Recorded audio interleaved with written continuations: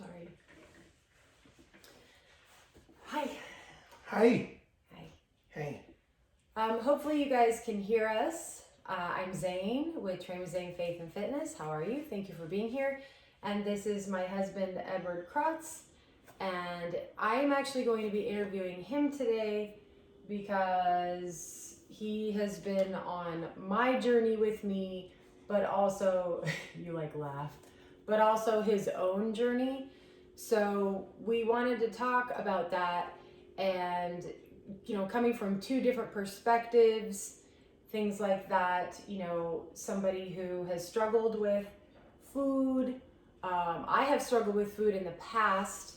Right now I'm struggling because I'm detoxing, but I don't struggle to the same effect that he does. And so there's a lot of people out there that struggle with weight loss and just food addiction in general. So that's kind of why we're doing this video, but it's going to be a lot more than that. We're going to talk about a lot of different things, some heavy things and serious things, because when you're talking about food addiction or addiction of any kind, it is serious, right? Like, it's very serious. And so you want to talk about that and not let it be the elephant in the room all the time. And so that's kind of why we're doing this. This journey that we've been on has been really more separate, I feel. Yeah.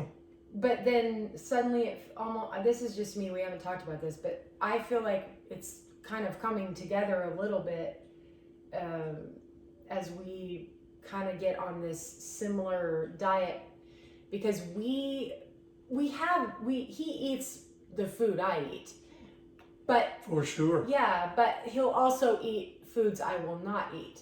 So we've kind of lived this lifestyle where we both eat the same things for our food, but then he'll add other things, or he'll go Cookies. out and get things that I would never touch. So, we're going to be delving into all sorts of things through this.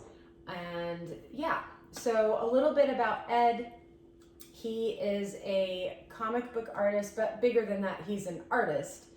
And he's been an artist since he was 6. little. Mm-hmm. Yeah. And he just legitimately has a God-given gift. When I draw, it looks like I'm in kindergarten.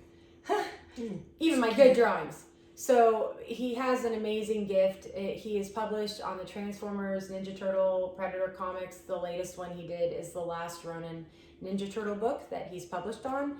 And I'm a pro at saying all this because I say it in all the shows. You're hired. Yeah. So, he is an amazing artist. If you'd like to check him out, you can find him at EekNation online on social media. And I'm going to let you talk a little bit, and I'm going to get up and fix a light. Okay. So you talk about you a little. Hi. So, no, just kidding. Thank you guys for joining us for this video. We're pretty excited to talk about some of the changes and what that may look like for you if you choose to start this journey, or maybe you're on the journey and you're just wondering, am I going through some of the same things? Can I connect? Does it correlate? Am I alone in this? Because I'm sure you may feel all different kinds of things. For me, it's kind of like you in your head when you're thinking, you feel like a kook, and you're a little crazy thinking these things, but you start to experience things from your mental state of mind, your physical state. How does your physical state affect your mental state?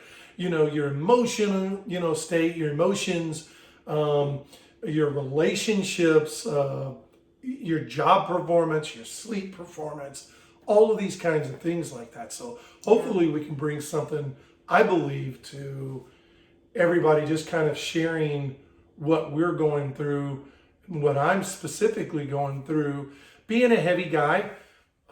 Those of you who have followed me on my channel would know that we've often talked about and even used it as trivia questions for our live streams where we're talking about how much has Ed lost, and it was this whole thing because I definitely have yo-yoed.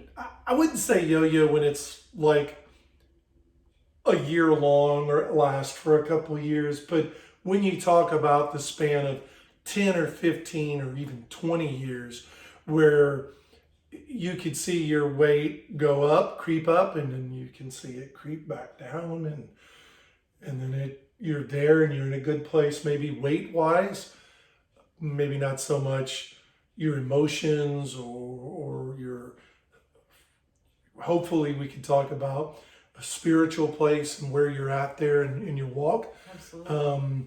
But then you see it creep back up and you're struggling with things and it creeps back down. So hopefully we can bring some of that stuff. So she's back and we'll let her drive for a little bit.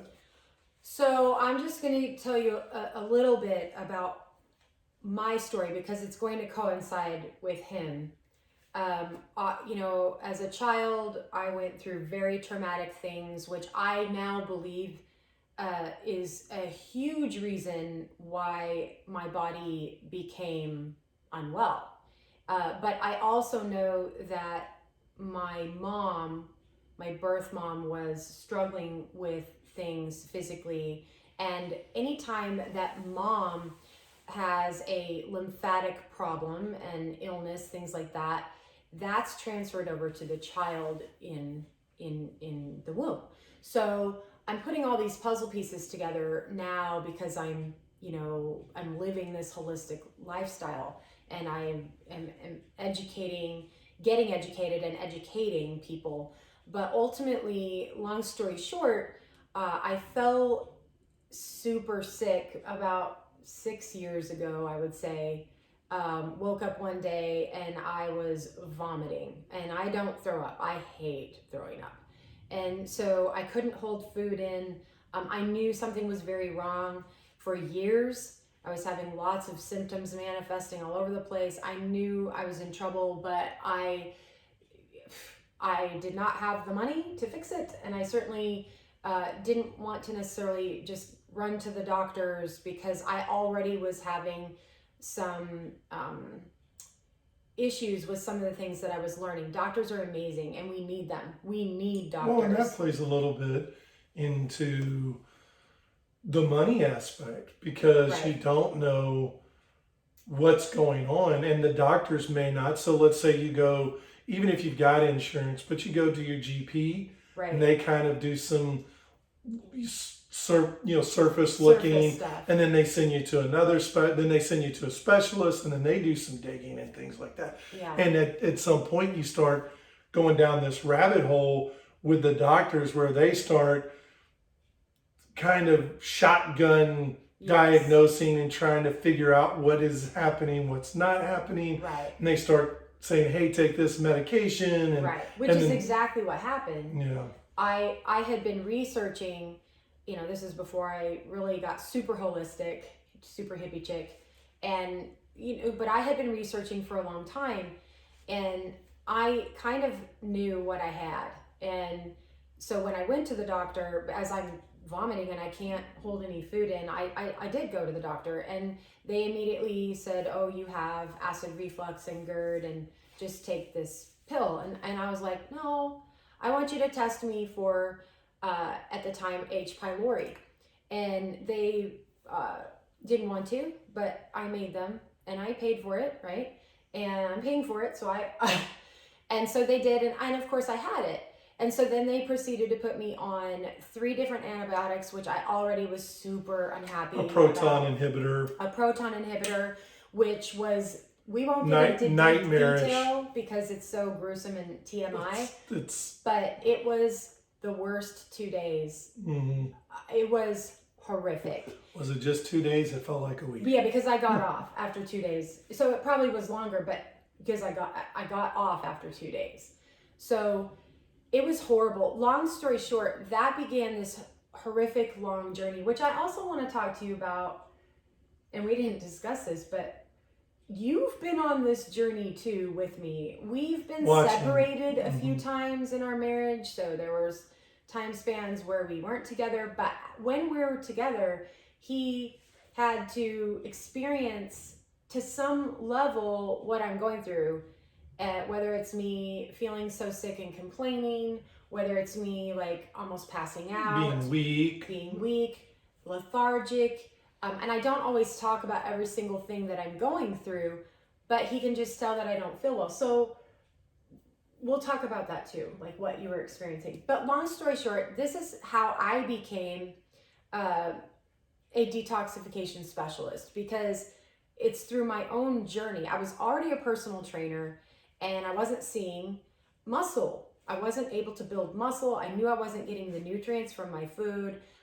We travel a lot for his business. Well, at one point you were starting to get bigger and put on, if the kind of muscle you would expect from somebody that's being in the gym, 3 or 4, maybe even 5 times in a week if they can fit that in. And obviously your job, and and those pictures are online and things like that. But once you got sick. Well, that was when I was sick. I started to build muscle for some weird reason, but I had given up a lot of food then. Mm-hmm. And so I really attest that to the food.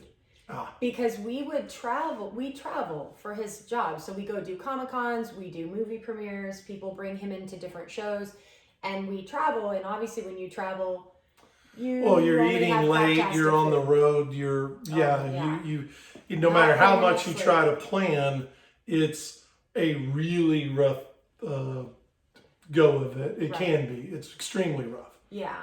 So all that said, it's been this really long, very arduous journey. And finally, the Lord last year really had me in a very different place. And I won't get into details about our life, but we had gone through some tough times. And God basically was like, I don't want you working, I want you seeking me. So I began to seek him very heavily. I was working, I was still doing the clients I had, but I wasn't taking on new people.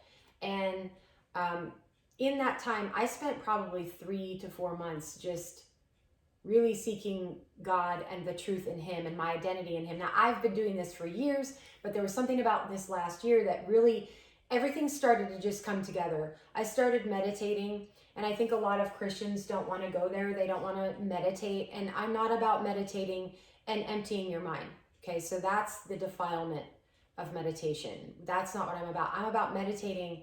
God, Jesus, and Holy Spirit are always with me. And it's amazing. So I started doing that. And I started to really look at the frequencies of our body. Because when you get a low frequency, it affects everything. I started to look into things that a lot of Christians don't want to go to. And I was ready. Had I done it years prior, I don't think I would have been mature enough spiritually to do it. And I think it could have been a problem for me. But I was ready. And so it's been this beautiful journey of moving into this holistic lifestyle, sun, nature. I started hugging trees a year ago. Hippie chick. Yes. And Ed's like, you've always been a hippie. And I'm like, no, I haven't. What are you talking about? And he's like, yeah. I saw it. You have. I saw it. Yeah. So I didn't know. I was a closet hippie. But, so ultimately I kind of just found who I am. And in doing that, it's actually growing my business and it's helping people to heal. And that's the bottom line. Like, God uses everything for good when you submit to his authority. And I changed my business name. I was just really getting my business and myself more aligned with God. So fast forward, and we're going to talk about Ed now. Now you have kind of an understanding. Basically, my body was degenerated since I was a child, and I was very, very sick. And ultimately, I'm still on the journey of healing. So let's talk about that first, I think, how that's affected you, because that ties into, and then we'll talk about your journey, you think? Or do you want to talk about your journey first and then get into that? Well, we can bounce back and forth. We can segue a little bit. Being the guy watching you fight and try to educate yourself. And there's a lot of information out there.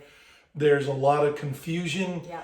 And the more you look at both sides of different topics, you find that there's a lot of confusion. And I think that's What's on purpose. the truth? Yeah, I think that that's on purpose. Without getting into a lot, I do your own research, go figure it out, go down whatever rabbit hole you want. That's our favorite topic at this point because you can definitely get lost in it.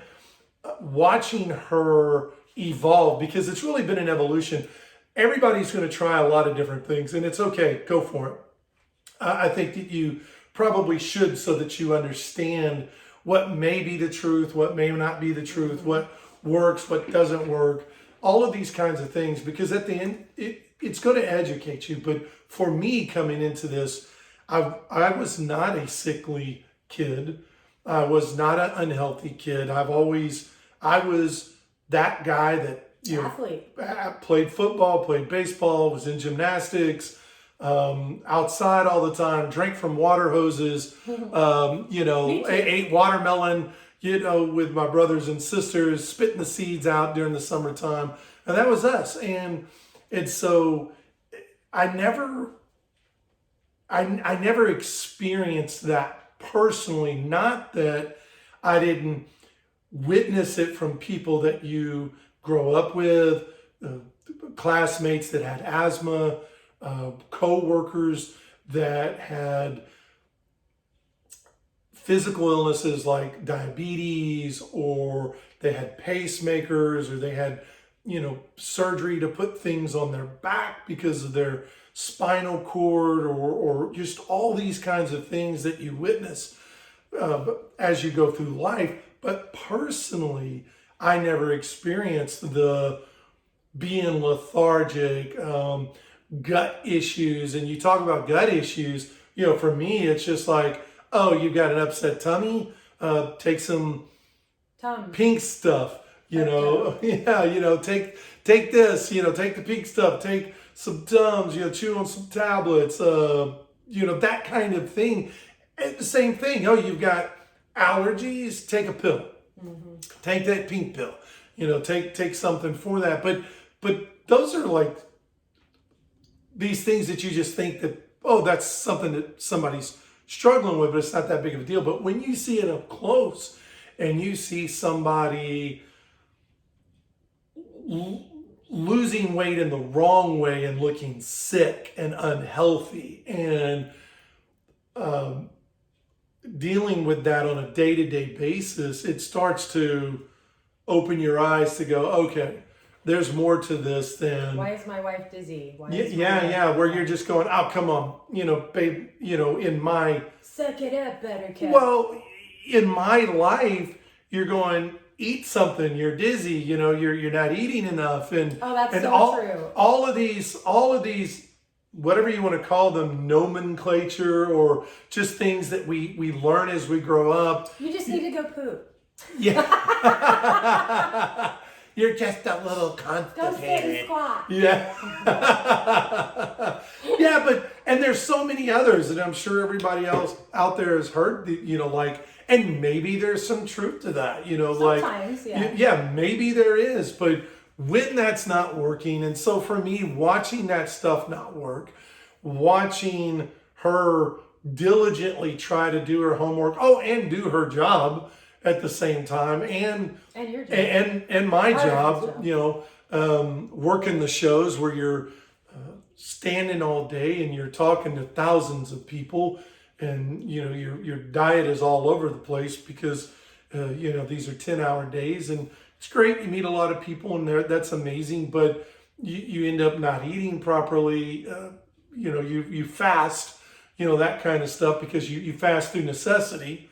So it's definitely been eye-opening watching her learn about, and as we segue, the different things like all of these supplements and thousands of, he's been very, I want to interject, because he's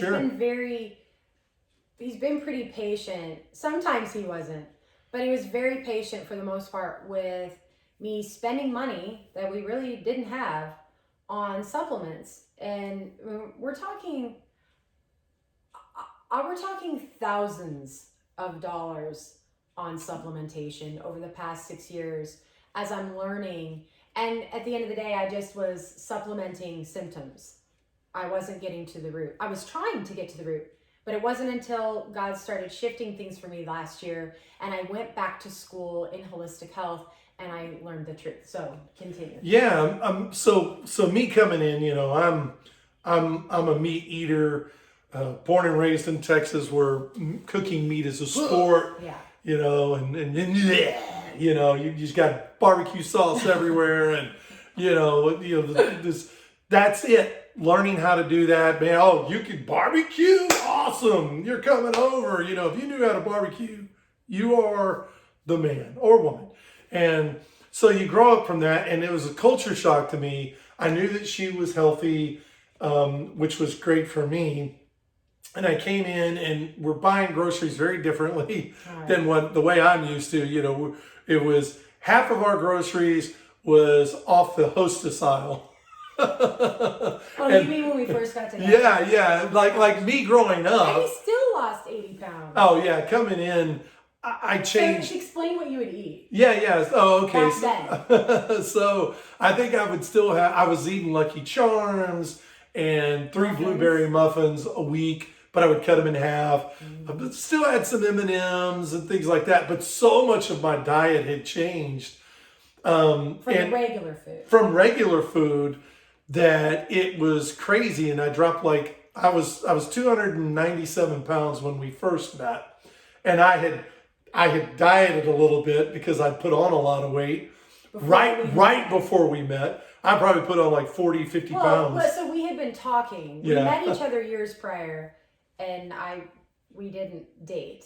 I was very leery of that. And then we started talking. Long story short, it was 2 weeks. We were talking on the phone nonstop, and you tried to lose weight. Yeah, I went ahead and did some things that I knew that would lose some weight, cleaned up my eating a little bit, and I lost probably 10 pounds, 10, 12 pounds, somewhere in there. I don't think it was 15. So I was at 297, dropped down to about 285, and you've covered it up, got some big clothes, and so when we met, I'm sure that was a shock to her because the last time I saw her was 250. So it's a big difference. But we got together, all the weight just fell off. Because you just started eating the food I eat. And back then I wasn't anywhere near as healthy as I am today. Not even. And I was still eating these things. Yeah, the bad things. But it came back, and we separated. We separated, and I went back to. You try to eat clean here and there and stuff like that, but this gets into some pretty big topics, because the one thing that I didn't address with the food, the one thing that I never really understood, because it wasn't just changing a diet, it was when we met, one of the things that I was very aware of was that she was a believer. She was a Christian. She was a follower of Christ. She was adamant about reading the Bible, getting to know Him, building a relationship, going to church, and that's something that I had never experienced, and it was great, and I'm grateful for that. But I never understood I don't know the word, the mental and spiritual aspect that depression can have on you, and then how that can affect what you eat, and you can't break free of that. And so I've struggled with depression and some anxiety and things like that, and I'm sure that there's a lot of us out there that have, and it affects us all in different ways. And for me, it was emotional eating, but it was so much different than emotions. And if I was jumping way over some topics, so for me it was very different. I'm gonna bounce around a little bit. I would yo-yo back and forth with the weight loss, put the weight back on when we were separated, come back, the weight would drop back off. We separated again after a couple of years, and the weight would come back on, get back together. And it's been this kind of deal all the while taking my health for granted because, I grew up on this big guy, no health problems, no high blood pressure, no high cholesterol. We get our blood tested. Blood looks great, and his health. Blood. My blood looks Mine great looked awful, and I'm healthy. the health coach, fitness professional. Yeah, she's this really clean eater, supplements, juicing, all that, you name it, she's done it. And here comes Donut Boy, and the blood is great, but you're technically 80 pounds overweight, you're carrying it all, and really you're miserable once you admit all of that stuff. But you're not struggling with breathing, you're not struggling with sleeping, you're not struggling with. You were manifesting. Well, he would manifest certain symptoms, and we'll talk about that. Yeah, later for on. sure. Yeah. But no night and day difference in our health. Yet he's dealing with some obesity, and he's struggling. So let's talk about that. Like, let's talk about your journey from where it kind of plateaued, because your weight. He would come back, lose the weight, and then the last time that this happened, he really didn't lose the weight anymore. Like something was happening. Do you attest that to your spiritual walk? Do you attest that to the food, like to just the health, gut stuff, like everything? Like, well, let's talk about that. Yeah, sure. I mean, for me, it's both. One thing that I started realizing as I was watching you go through your journey is you would struggle with your relationship with God. You were angry with him. You would get frustrated. You would look at me and say, he doesn't even take care of himself, and he's not struggling at all, and I'm doing everything I can. And you're like, I'm not that I wanted him to be ill. No, it's not from that I never took it from that standpoint, but it's just an eye opener of going. You start to go, where am I? Yeah.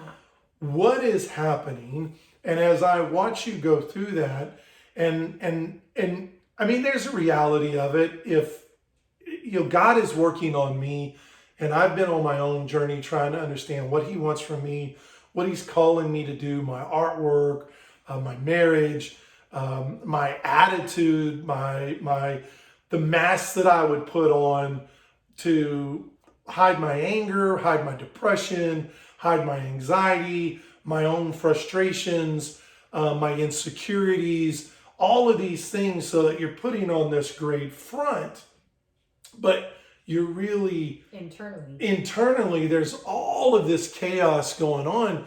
And for me, I can only speak that the reality is that I was struggling with food through this chaos. The mask didn't help the food, and I've dieted before, lost weight long before you, and it was for those reasons of, well, I want to look good and I want to feel good, and I did, and you realize that I'm just doing that. You think you're doing it for your own health, but there are these other reasons that you're doing it that become defiled. It's how good do I look in my pictures? How good do I look when I'm out on my date? And it just becomes this whole kind of manipulation thing when inside I'm all jacked up. Yeah, and that's very. I want to make you be more in the picture though. Like, I want your face, your pretty face. Yeah. So let's talk about that. So he was a very different person before me, which was part of the reason we didn't really date at first. And it has been a gruesome journey that we won't get into, but God's been changing him, still is, me too. And it's been a gruesome journey. So do you want to talk about like that journey, or like, I don't know where you want to go? Yeah, it's so, because I feel like that plays a big part in where we are. And we're going to be talking about where he is today, But I feel like that's a whole thing. Yeah. So Spiritually. in order to just make it really clear and understandable, I was a player, dated a lot of women, and so for me, working out was a part of not only the job, there's a lot of pressure to look good and to be presentable, but it was also about being a player. And so I would spend hours in the gym. I took a lot of protein powders, I took a lot of supplements myself, things that as I look back on it, I would say, don't do it. That stuff is not actually going to benefit you in the long run. You're just pumping yourself full of things that aren't natural, and you don't know what they're doing to what I have learned now, what they're doing to your body, your hormones, and you'll see a lot of people talk about that today. And I'm not an expert on that, so I'm not going to get into that kind of discussion. But for me, it changed my mindset. Now, as I've been on my walk with God, one of the things that I have not been able to do is really get back into a gym and start working out, because God has been dealing with me. Well, what are your motives for that? Because I can't open the door for those things of ego and selfishness of going, yeah, I'm looking good and I'm feeling good. And then you start to manifest things and selfishness and pride and ego, and I'm already struggling with that kind of stuff. So for me, what he has allowed me to do is, you can go on walks, and that directly correlates or corresponds to one of her biggest coaching things is get out, get sun, get walks and things like that. And so this is very arbitrary and independent, but maybe it's not, because it's God. But it was a separate thing where he said, hey, you can go out and get walks, because when I would go into the gym and I would start working out and I would start seeing changes, it would affect me here. It would change my mindset about, I'm bigger, I'm stronger. You mean prior to me? No, I mean when you'd work out here. When I would work out here in the gym, or the gym that we have, it would just start to not be about the right things. You're not working out for the right things. Oh, you never shared that with me. So even here, you struggle with that. Yeah, 100%. And so, but what I don't struggle with is walking and watching you challenge yourself to be better. And most people, I would think that everybody that looks at you on the outside would say, wow, she's very pretty. We've been in the grocery stores and you've complimented women and they've turned around and they've said, oh my gosh, you're so beautiful. Thank you. And so it's interesting that we are, as a society, we'll put a lot of emphasis on the external and how we look. And whether you're beauty face or whether your body's beautiful and in shape and you look good, but we're not emphasizing, are you really healthy on the inside, spiritually, emotionally, and mentally? And I'm just going to jump forward into this and just dive right in.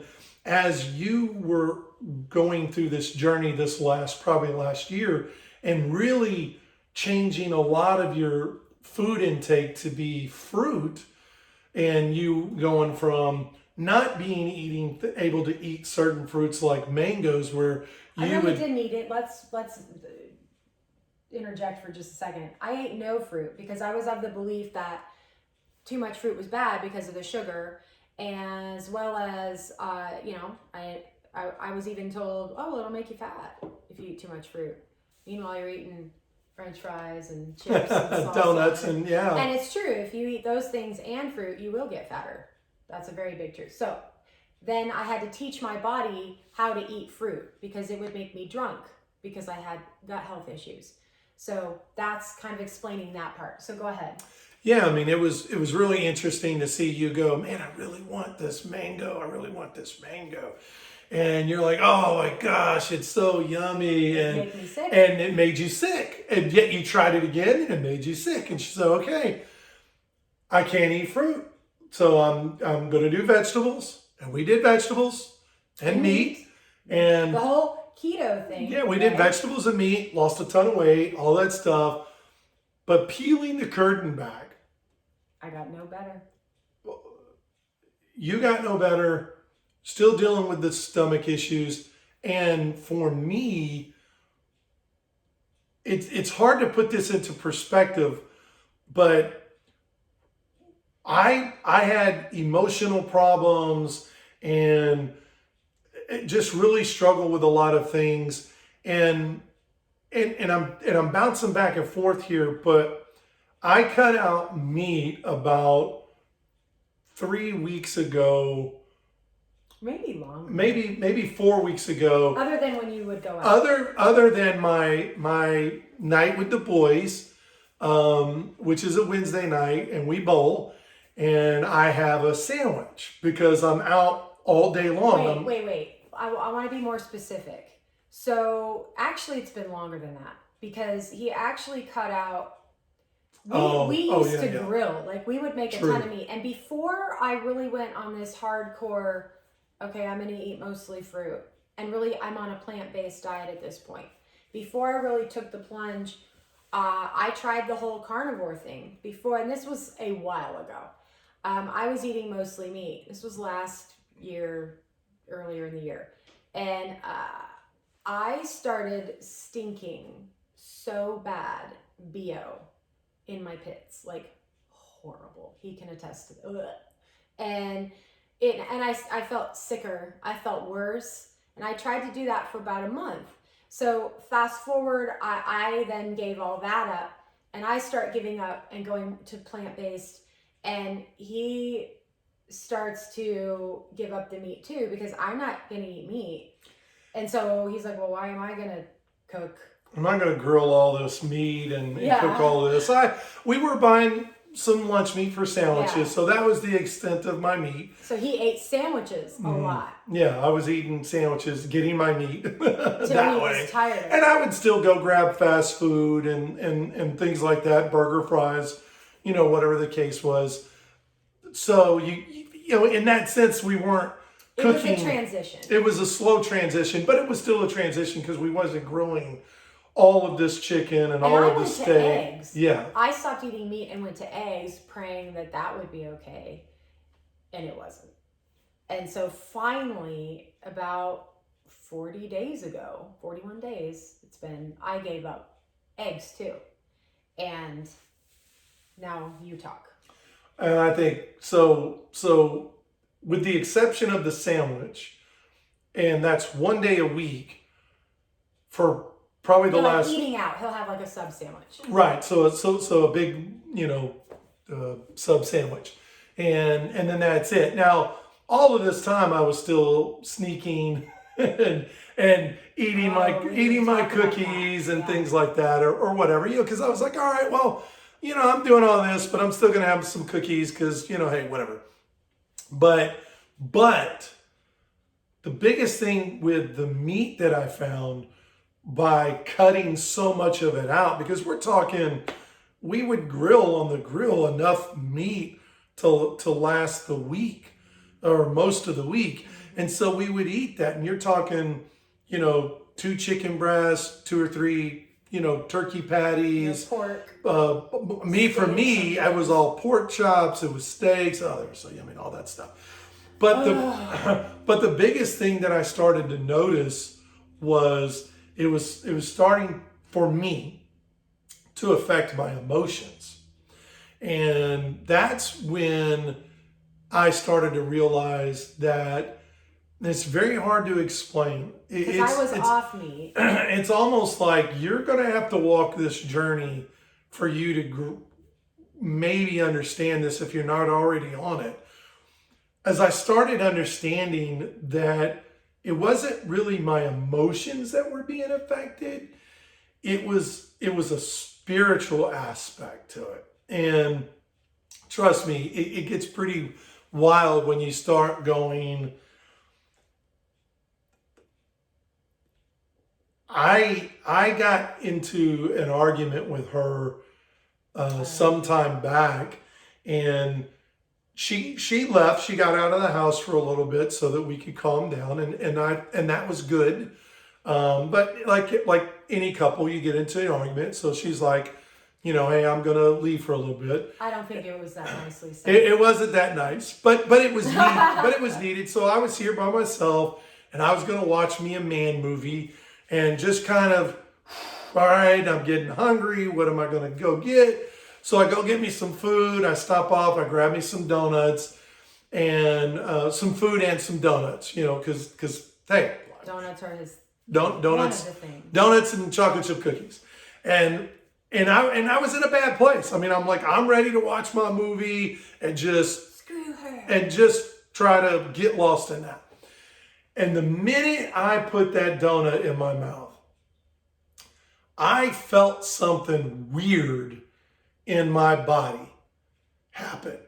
And I knew in that moment, based on everything that I've witnessed over our 8-year marriage, and you'll have to look at some other videos to see some of that stuff. But I have witnessed things that I know that people out there will say couldn't happen, never happened. But we're talking about spiritually things that you cannot explain away through, oh, the mind made this up. Just can't be done. There's no explanation for it outside of the supernatural.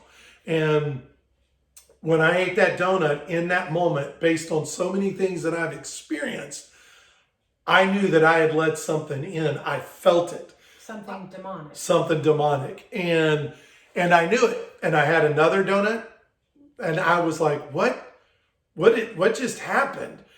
And I had another donut, and I wanted to get the third donut, but by the time I got to the house, I threw it in the trash. I did eat my food, but I knew something. I knew I had allowed something in. And it was in the food. It was in the food. It wasn't just, oh, I lusted after the donut. Oh, I was selfish. I'm telling you, it was in the food. It was baked in to the food. And immediately that night, I broke out. And it was there. It was, I dealt, weeks, right? It was about a week long that I dealt with. No, it was a couple weeks. I think it was a week. I didn't know for the first week because we were kind of in a bad place, and he didn't share with me that he had the prior week had this rash. It was a couple weeks, and the rash was bad. It was on his eyes. It was where it was your feet, your eyes. Yeah, and I mean it was like hives, bad case of hives. Yeah. But it was all I could do to really keep it from covering my whole face. But it was getting there. It was really getting bad, and I was trying to do a bunch of different things to stop it. But it was that moment for me. Now that happened before any kind of giving up meat. All that happened a while back. But as you're watching Zane go through this, and as I myself am going, well, I don't want to eat all of this in front of her, and I don't want to cook this stuff, and I'm watching certain things, and I'm going, well, you know what? I'm listening to her going through her school, so I'm getting all this schooling and all this education on top of her getting it, and I'm just kind of watching and I'm listening, and then you start to educate yourself more. You're like, okay, well, I can do that too. I mean, the weight hasn't come off this go round like it has before, and there's got to be a reason. And I know that I ate that donut and something happened, and so maybe something is still happening, and I'm still struggling with depression at times, and anger and anxiety, and all these violent mood swings of Me too, by the way. and so I decide, okay, I'm gonna give up meat, still eating eggs, but I gave up meat except for that one night a week, and it's just a hoagie sandwich. But even with that, I started to notice that there was a spiritual connection to, as I was slowly working my way down, because she was way ahead of me, and I was like, but I want these sandwiches and I want my cookies. It's okay if I have a couple of cookies a week, my chocolate chips. That's not the, but every time I started to see my struggle with giving that stuff up, that there was a struggle in the spirit realm of what I wanted to relinquish. But what it was showing me was I was really taking drugs. Yeah. I was really being addicted spiritually to this drug by this spirit, by this demon. Let's call it what it is. Like, it's feeding me and going anger, rage, depression, oppression, lust, greed, hatred, and it's like, and so you start to, like, it's like these scales are falling from you. You're starting to see through this fog of like, I'm addicted to something, and I wish that I could say it was just this sugar in this cookie, but it's so really much deeper. It's really not. And so I give up the meat, and things start to shift for me, and now and I found myself like crying when I see a fat little chubby baby, or when I see birds, or I kind of get weepy when I see this or that, and I see my wife, and so, and I'm a guy that my emotional aptitude has been awful. So because I shut my emotions down years ago, I just wall that off, so that you hide behind this wall of no emotions, do what you need to do, be a problem solver, get it done, and that's who I've been. And it's really been this long journey, and I really didn't understand all of this stuff. But for me, again, I was a meat eater when we first got together. She's buying all these organic vegetables and fruit, and you're spending like $300 a week, on buying that plus my food, and then it would go bad in a week. Well, no, the organic vegetables weren't $300. No. But our entire grocery our entire grocery bill. But then I was watching these organic vegetables kind of go bad quick. Because I wasn't as hardcore as I am now. Well, it was you eating it. You're trying to get me to eat some of it. You're juicing. It doesn't really matter. We weren't going to the grocery store like, let's say, oh, now you got to go twice a week so that things don't go bad. But I handled it poorly. I was mean. I attacked her, and I'm just looking at this. Why are we buying all this food when it's gonna go bad? Let's buy it in a can. Let's buy it, frozen. Let's, eat this meat and box of cereals. And where's my Pop-Tarts? And, and my muffins and things like that. And so it's really been this huge change. And it hasn't been hard for me yet, because I sit there and I understand I'm no longer a slave to sin. And it's not even about food. It's just about going. You mean giving up the meat hasn't been hard?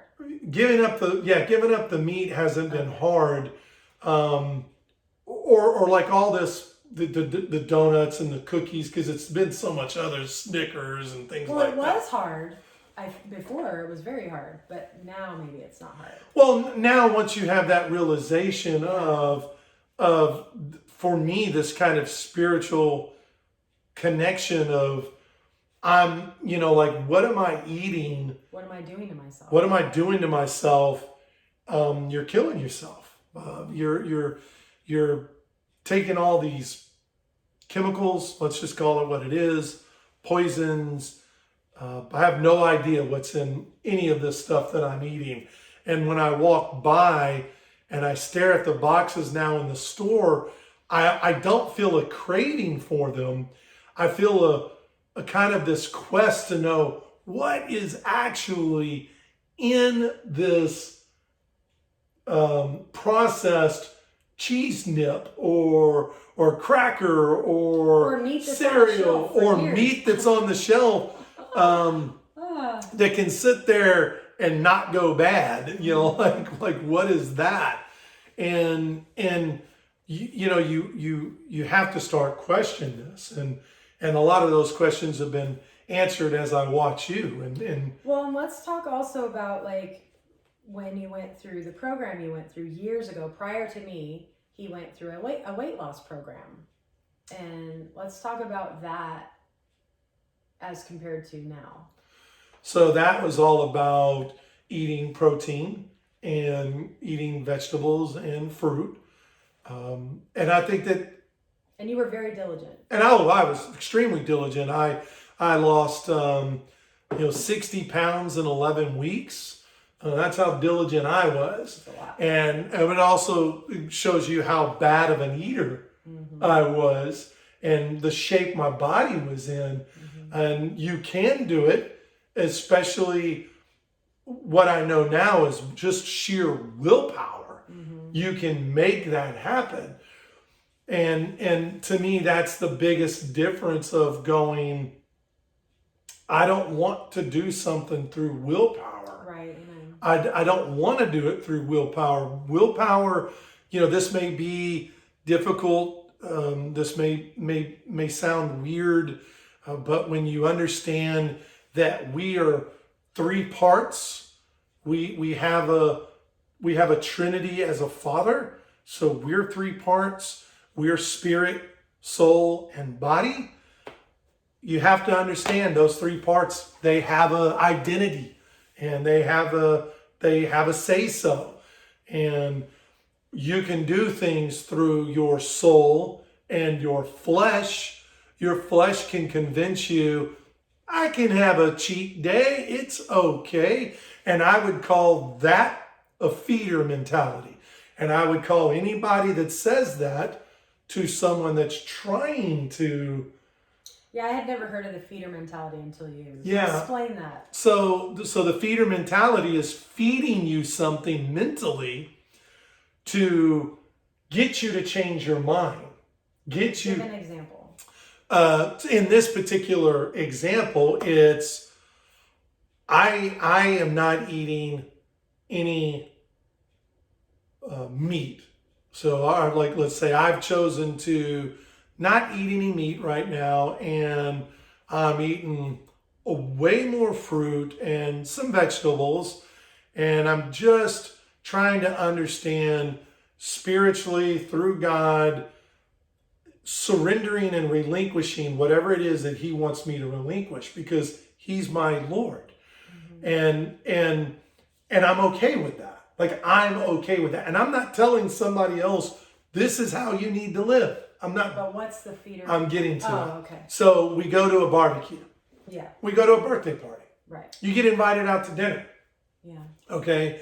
And someone sees you make you a salad and maybe put some fruit and melons on a plate because that's what you can get.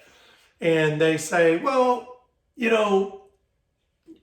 chicken's okay. You can have some of this chicken. It's organic and, it's cooked in, oils or it's there's no blah, blah, blah. And, well, it's just this one time, it's just, look, we're having a birthday party, this piece of cake. It's not going to kill you. It's not going to hurt you. And that's okay. That sounds okay. That's nothing wrong with that. Right. Except for where your convictions may lie. Except for going, I'm being transformed, and the feeder mentality tells you, and that's an oversimplification of what that is, but the feeder mentality tells you this is okay. Yeah. So if you're going, I'm fully raw, or I'm plant-based, and I've chosen to give up everything that's processed because I don't know what's in it. I don't know what's in it, and I don't want to eat dead flesh. I don't want to eat, as I've learned. Dead food. Yeah, I don't want to eat dead food. This stuff died a month ago or 2 months ago, and I don't know how we've kept it in a state. I know it's, it's processed, it's salted, it's all this. I don't care. I don't care. I don't want it. So if you make that decision, and if I make that decision, then that's my decision. Right. But the feeder mentality says, well, it's okay. And that in of itself starts to move from there. Someone says, well, it's okay to look, but don't touch. See, that's a feeder mentality. No, it's not okay to look for those reasons, right? For whatever your motive is, so then you start getting into things and, you start telling yourself, well, I can check women out. I can check men out because just this once, right? Like it's okay this once, and if you've had a problem with that, with lust or gambling or, drug addictions or smoking, or how about alcohol? We tend to think that the vices, the big vices are alcohol and tobacco and, drugs. We think those are the big vices.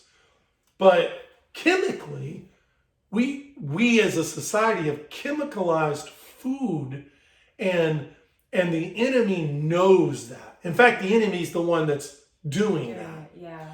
And so you're being pushed by your flesh through the enemy, and the enemy's already destroyed the food that you're eating. So it's a perfect weaponization of what the enemy's done, and you just follow suit because you give in and you say, hey, okay. And I never understood that because I wore these masks. I walked in my own willpower. I'm going to do what I want when I want, and I haven't experienced I haven't experienced the degrading of health the way so many people have. And we take that for granted. We absolutely do. One of the pastors that we used to listen to stood up there one time and said, you never know how you're going to be tested and what you're willing to believe in until you lose your health. Once your health goes, your mindset changes. You're willing to change your diet, your food. You're going, Jesus woke me up. Or you're not. Or you're not. Or you're not. But you'll die earlier. Or you're not. Or you're not. That's true. But let's just say you're more inclined to go, oh my gosh, I can't keep eating this way. I can't keep living this way. Which I would like to interject on that. So we have struggled because as I'm making these changes and really convicted on my lifestyle, both mentally, spiritually, emotionally, and physically, and even financially, in every way. As God's changing me and I'm letting go of so many things in my life, foods being one of the biggest, but even products that I stopped coloring hair. I stopped using all products. I pretty much on my body, only something you can eat goes on my body at this point.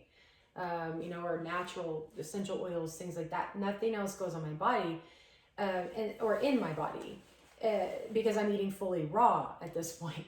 So it ultimately, as I'm going through these changes, and he was to some extent, but it wasn't like, it's kind of been a battle with us as I'm changing. I'm getting more sad and upset about him not changing, and it was causing friction because I'm over here like knowing what his lifestyle is doing to him, and it's making me fear, it's making me sad, it's affecting areas of our life. And so that became a thing, and I was trying to not be like, you have to but at the same time say, look man, if I'm going to be married to you, I would like to be able to do this together to some extent, as well as both of us be healthy. even though you're not manifesting what I'm manifesting, you know. Yeah, well, and that's the problem is it's easy to just take that stuff for granted. Yeah. So you're going, hey, I'm overweight, and I am overweight. Yeah. But you're just taking it all for granted, and Like the whole fat and happy thing. Yeah, Even like though you're not I happy. just rather be, like I'm fat and happy and okay, but you're watching your spouse or a loved one or a family member really struggle because they're not okay and they can't eat all of this stuff and they're having to course correct. And what happens when you're not okay? When is it too late? Which he was manifesting. Oh yeah, so Let's you wanted to talk that. about that. So you're saying I'm okay, but have you ever had swelling in your leg or your arm that you can't explain? Edema. Well, I did. I'm working Often. one of these long weekend shows. I stand the whole time or 90% of the time. And you're on your feet for 10 hours a day. You get home and I started noticing, one leg was really swollen and looking not right. And when you would and red and when you would push on it, it would leave this huge indentation. hitting. And you just don't know what that is. I'm ignorant. Well, we know now. Oh, I'm just But saying, speaking in the moment, I'm ignorant. Yeah. She sees it. We were separated at the time. She sees it happen when it happened, when it first started happening. Yeah. And then she sees it happen and she's like, oh my gosh, I think that's edema, Ed. That's serious. And that's serious. Yeah. And we need to talk.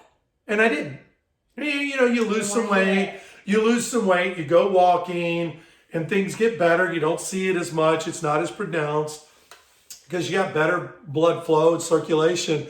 But old man oppression and old man depression comes back, or old man self-pity, or whichever demon it is comes back, and you start really struggling. And look, I am not making light of any of those because that's not funny. No. It is not funny.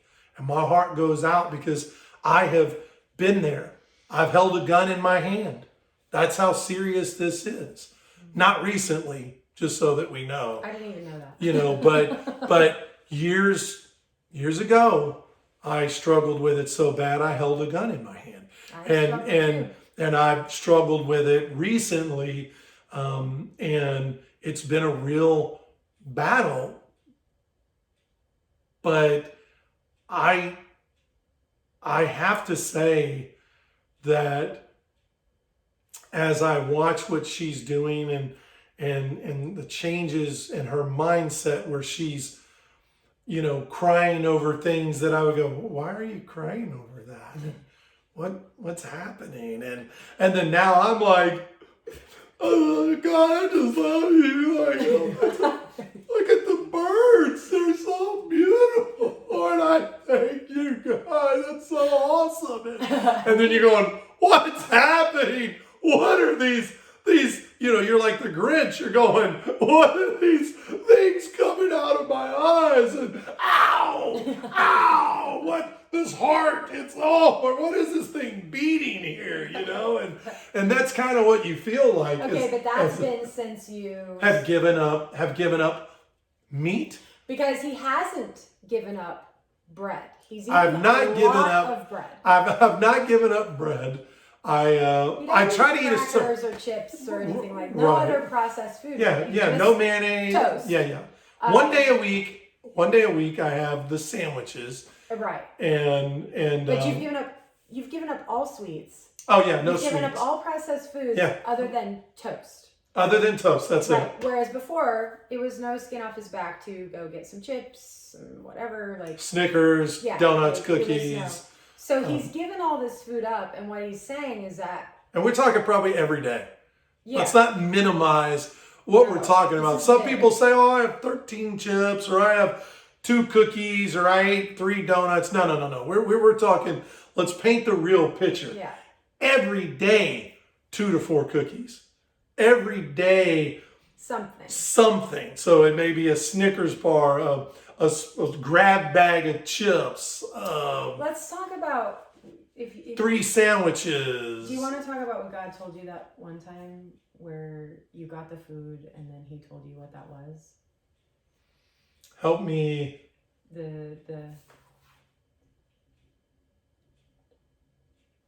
Oh. Or no, if not. Oh, yeah. Okay. She was. I just. That's what happens when we're live. She's trying to be okay. So. I just felt like that was a really. Well, you lead into it. Okay, so he comes home. He would come home and he would feel conviction. Yeah. Because I wouldn't know when he's been out doing his thing. And I was naughty. He'd be naughty, and I didn't know. Like I'm not the food police, so I didn't know. And one time he came home, and he was like, I have to tell you something. And I'm like, oh my gosh, this is not good. And he's like, was it donuts? Yeah. He's like, I had some donuts. And I'm like, well, that sucks. But I was like, I didn't understand the severity of the situation. And then he said, I said, after I ate them, or probably while I was eating them, I heard God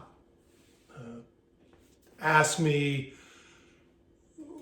why are you cheating on me? And it was, I know that doesn't sound all big, but when you hear it, you're like, and you got donut crumbs in your beard or maybe, but it's just like, it's wow. Eating a donut is cheating on you, God? Like, what is that saying about who he is?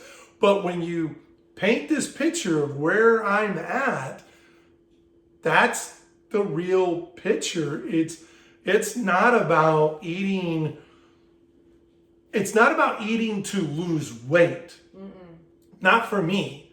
I know that is a byproduct, and yes, I'm down a few pounds, but for me, it's about, I don't want to cheat on God. I don't want to open the doors for idolatry. Oh, that's what it becomes. And whether it's the food becomes the idol or you're making yourself the idol because you're not listening to him. But the things that I experienced, the story about the donut and literally feeling something go into me, and the next thing you know, I break out in hives. And then I understand as I'm going through school that the reason why your body's breaking out in hives is because God built in this natural defense system, because how amazing is he? Because he's like, hey, I'm going to give you a way to defend against the enemy. I'm going to give you a way to get this poison out of your body. And so literally my body's trying to push this demonic poison out of my body. And it wrecked me. It wrecked me. I was wrecked. I broke out, and I'm trying to put stuff on it to keep me from itching. When it's actually an internal problem. When it was actually an internal problem. Could be eternal too if you don't get your mind right. Yeah. But to hear that, and I've heard that kind of similar thing several times. Oh, you have. And that's, like I said, it's really this wild struggle of just trying to understand. I've heard of people going, God, can I have this? Can I eat this today? Can I get this drink? God, can I go shopping? God, is it okay if I buy these socks? God, can I get these earrings? God, can I? And I think I hear people right now going, oh, well, I'm not doing that. I'm sure I'm okay. That was you. That was me. I'm sure okay. I would pray. ask something and he'd be like, yeah, you're asking God if you can buy a pair of socks? Just, babe, you need socks. Buy a pair of socks. I'm not going to comment because ultimately you need to be where you're convicted. Mm-hmm. And it is a sin to know what you ought to do and not do it. Which we do too often. Which we do. So we know we ought to be eating better. But we make this conscious decision to go, it's all right. I'm good. I'm healthy. I'm all right. As you're carrying around 80 pounds of excess weight, suffering with edema, suffering with fungal problem or pain. Or oh man. Let's talk about that. So I yeah. want to talk about that, and I want to talk. So he's already talked about the weight loss program that you did, and he lost a bunch of weight. But then you went into, okay, I was a player, so he lost weight. But let's talk about the difference between then and now. Like you said, your weight loss. I have notes here, guys. Sorry. Your weight loss back then was all looks and ego, right? But now you're not even looking at weight loss, and you even said you don't want to get on the scale. So let's talk about that, and then I want to talk about, it's already left my head, what we just brought up. Well, let me talk about the weight loss. Oh, the pain. Pain, yeah. The pain. Okay, so yeah, so for me, like when I go get on the scale right now, I feel like I'm cheating on God. I don't know another way. Oh. Like I feel like I'm doing something that I'm not supposed to do, because he's made it pretty clear to me, it's not about your weight. Focus. Your weight is ego. Oh. Your weight is all about your ego. If you guys need it in a Freudian sense, you have the ego, superego, and the id. But we exist in God's world, and it's spirit, soul, and body. And I'm learning things he hasn't shared with me. So what happens is this all getting on a scale for me is about ego. And it was the same thing about going to go work out. It was about ego. It's about, let me get my muscles. Let me make sure my clothes fit nice. Let me make sure that you're not double chinned, and you can look presentable and you look good. And because that's how we paint the world. That's what the enemy pushes into our eye gates. We treat pretty people better, male or female. We're nicer and kinder, but let someone come up with an ailment, a handicap, an injury, whatever it is, a sickness, whether it's a mental disorder or sclerosis or a physical affliction, or maybe they were in an accident or whatever it is, we automatically shift and change, and maybe we try to be guarded, or we don't know what to say. I actually treat them better. And I love that. And I feel more connected to them. Yeah, and I love that. That's your spirit. Probably all the fruit you eat. But for me, and maybe that's not the way for every. I'm not saying everybody. No, but I think there's truth to that. Yeah. Yeah, and so for me, I don't even want to get on the scale, because I don't want to open the door. I don't want to focus on it. I have, but that's my flesh, and then I have to get off, and then I go, look, I really don't want to focus on it. What I want to focus on is, what is it I'm supposed to be relinquishing that I don't understand I'm relinquishing, that I'm not relinquishing, rather. And I can't talk about everybody, but if you want to live in denial, go for it. Like, if you want to be someone who's walking this path and going, well, I'm good, I don't know what to say to that. I can tell you, not in pride, pridefully, I've held on to everything. I've held on to it all. Oh boy. You name it, I've held on to it, and I've walked behind my own prideful. Yeah, I've walked behind every mask. I've been every person you can name and you want to be. You morph, you change. Oh, you don't want to give up this food. Oh, you don't want to give up this habit. Oh, you don't want to give up this show. You don't want to give up these friends. You don't want to give up these clothes. You don't want to give up this alcohol. You don't want to give up this mindset. You don't want to give up this, whatever the addiction may be, whether it's smoking, alcohol, porn, marijuana, cookies, a TV show, hatred. Bitterness. You just don't want to. There's a person you don't like, and by gosh golly, you're just not going to talk to that person. You're not going to interact with them. You're just going to hate them for the rest of your life.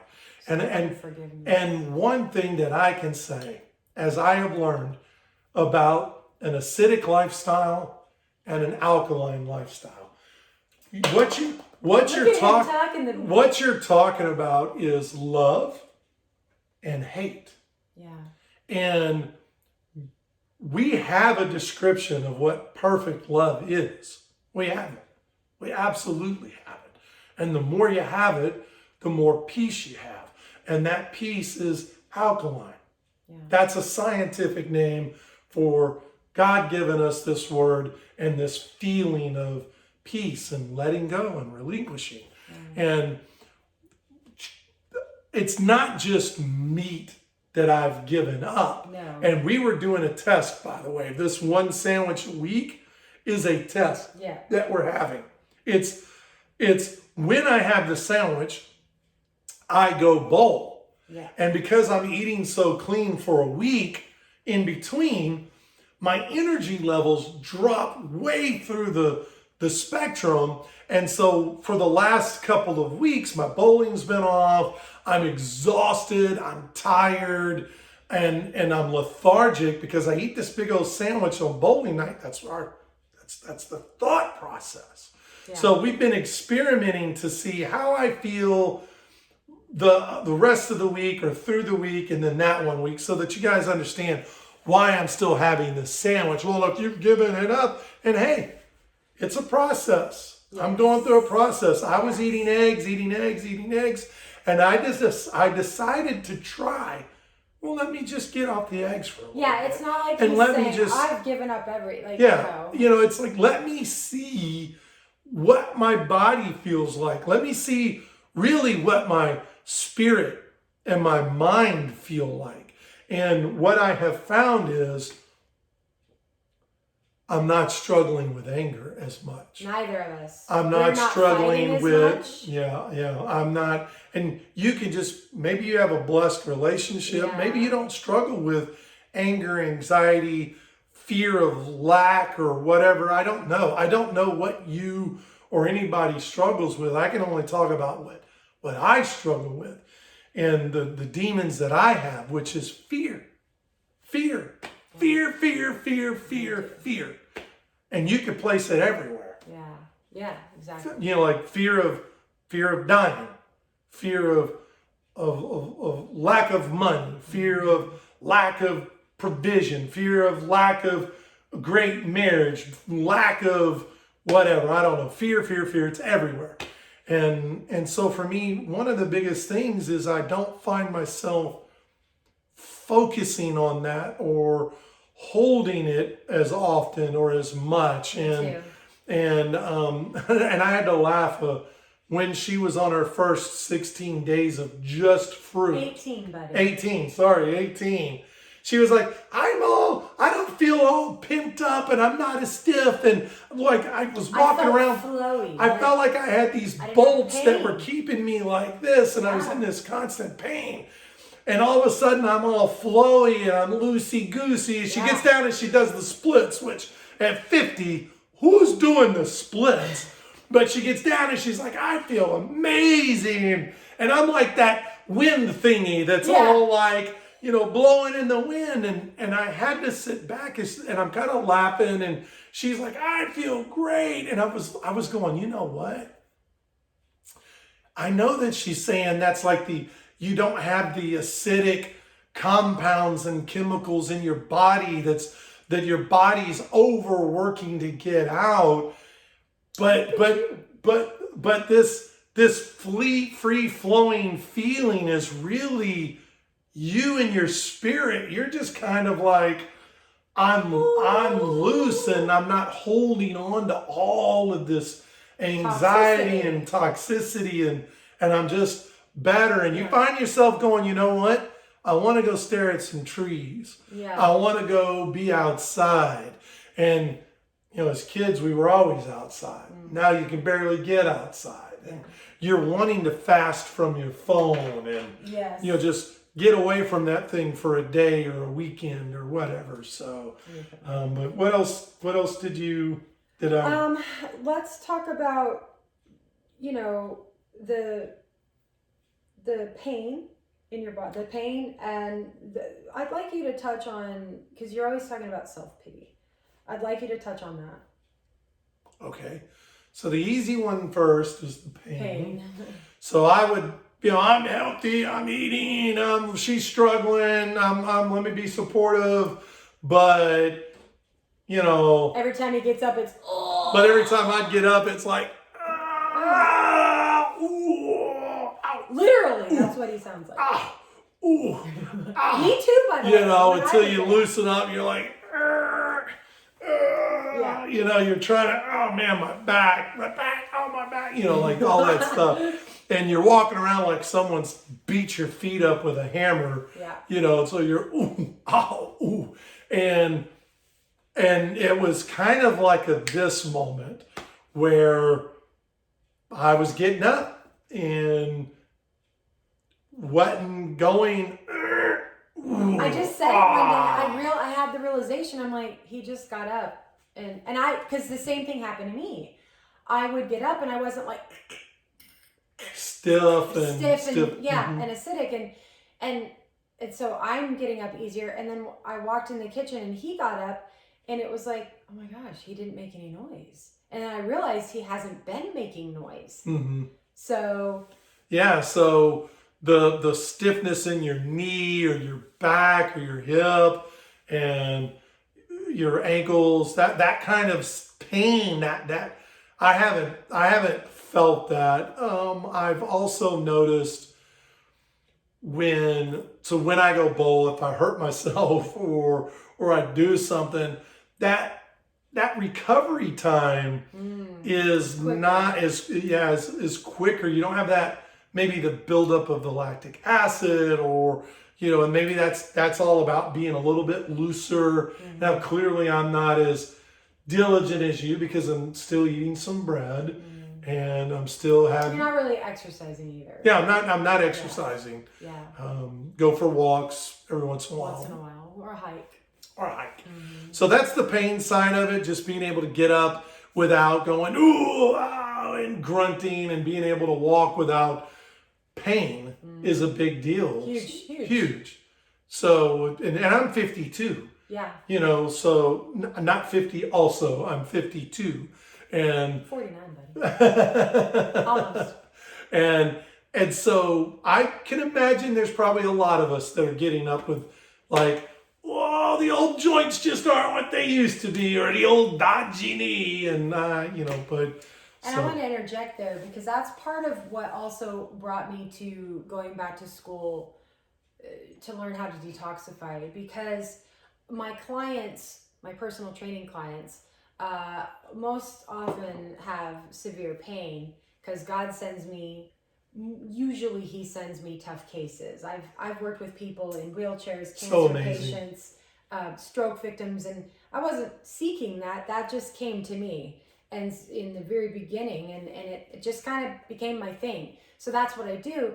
But I was noticing that, sometimes when people would change their diet, they would see significant change in their body, but it's so hard for people to do that. They don't want to change their diet. They don't want to do that. They just want to work out and feel better.